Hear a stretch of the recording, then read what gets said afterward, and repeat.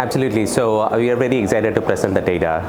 It's a phase 1 dose escalation study using a bispecific antibody called XmAb18968. It's a CD38 targeting bispecific antibody, and we investigated this in patients with relapsed refractory acute myeloid leukemia. So CD38 is well expressed in AML, and it has not been previously considered as a target or investigated, but we felt there is enough amount of preclinical evidence to consider this to be a targetable antigen. The drug XmAb18968 is a bispecific antibody. It's a CD3, CD38 bispecific antibody. So it has certain unique properties. It has a Fc receptor domain that's modified to minimize off-target T-cell activation and minimize cytokine release syndrome. So we were interested in investigating this in CD38 expressing acute leukemias, one of which was acute myeloid leukemia, and the other is acute lymphoblastic leukemia, the T-cell subtype. So specifically in acute myeloid leukemia, we conducted a dose escalation cohort where we investigated escalating doses of this bispecific antibody.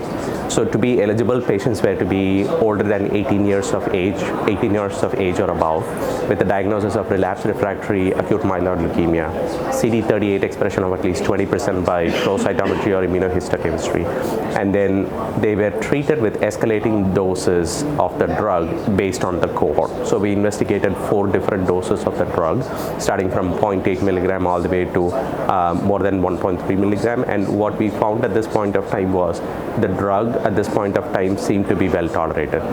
These were older patients, median age of diagnosis was more than 60.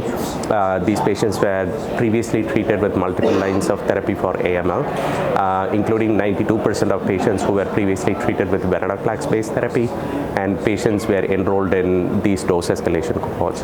What we found was the drug was relatively well tolerated. We had no dose-limiting toxicities. We noticed cytokine release syndrome, primarily grade 1 and grade 2, and we did not notice any significant ICANS. And we felt that the maximum tolerated dose was established based upon the findings at this point of time. We also noticed preliminary evidence of efficacy with responses.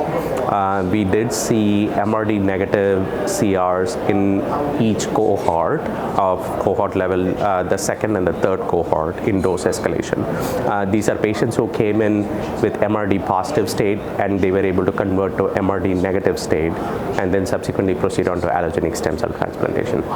So overall, we feel this study is a proof of concept that CD38 targeting in acute myeloid leukemia is feasible. This bispecific antibody is safe and well tolerated, and then there is evidence of preliminary efficacy in the targeting.